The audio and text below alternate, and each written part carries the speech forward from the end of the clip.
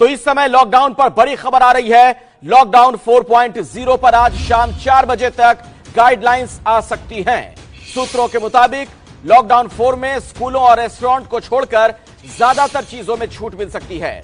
केंद्र सरकार के सभी दफ्तर पूरी तरीके से खोले जा सकते हैं। आइए हम आपको सीधे लिए चलते हैं। हमारे साथ एबीपी न्यूज संवाददाता ओम प्रकाश तिवारी मौजूद हैं इसी खबर पर और अधिक जानकारी के साथ। ओम प्रकाश, क्या संकेत हैं, क्या क्या छूट मिल सकती है, क्या क्या संभावनाएं हैं?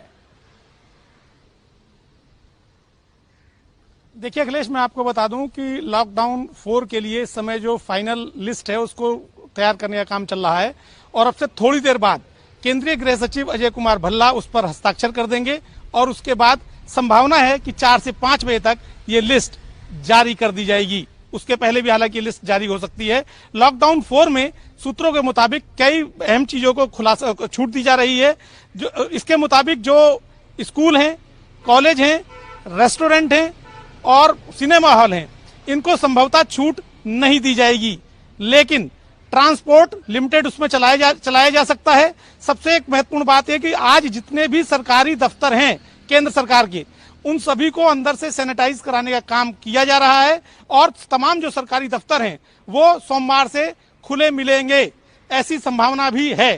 केंद्रीय गृह सचिव अब से थोड़ी देर बाद इस गाइडलाइन को जारी करेंगे और इस नई गाइडलाइन के तहत तमाम राज्य सरकारों को यह भी छूट दिए जाने की संभावना है कि उन्होंने जो सुझाव केंद्र सरकार को दिए हैं वो सुझाव वो लागू कर सकते हैं, बशर्ते उन्हें जो भी छूट देनी होगी उसकी तमाम जानकारी वो केंद्र सरकार को देंगे और केंद्र सरकार को यदि लगेगा कि कहीं कोई जानकारी सही नहीं है तो उस राज्य में वो अपनी स्पेशल टीम भेजकर वहां चेकिंग भी करा सकती है। इस बात की संभावना भी है। फिलहाल जो नया लॉकडाउन 4 है उसमें तमाम तरह की नई छूटों का भी प्रावधान किया गया है। जैसे राजधानी दिल्ली में जो कंटेनमेंट जोन है उनको छोड़कर सभी स्थानों पर छूट दिए जाने की संभावना है।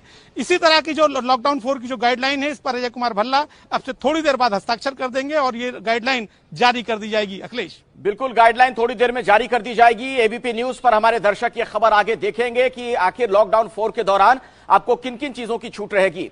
लेकिन ओम प्रकाश, मोटे तौर पर अगर हम देखें, आपको क्या बड़ा परिवर्तन नजर आ रहा है लॉकडाउन 3 में और 4 में, क्योंकि आज आखिरी दिन है लॉकडाउन 3 का? देखिए, लॉकडाउन 3 और लॉकडाउन 4 में सबसे बड़ा अंतर तो तमाम सरकारी दफ्तरों के खुलने का आ रहा है। दूसरी अहम बात है कि लॉकडाउन 4 में राज्य सरकारों को ज्यादा पावर दी जा रही है कि वो इस पावर के तहत अपना काम करें, लेकिन केंद्र सरकार को जानकारी देते रहें।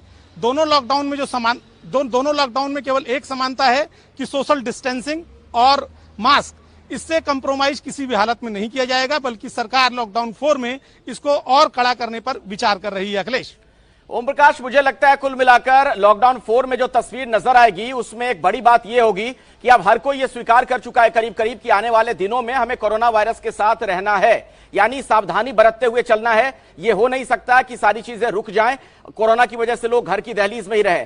तो इन तमाम चीजों का ख्याल रखते हुए मुझे लगता है कि आगे गाइडलाइंस आएंगी कि सोशल डिस्टेंसिंग भी रहे और कामकाज भी चलता रहे।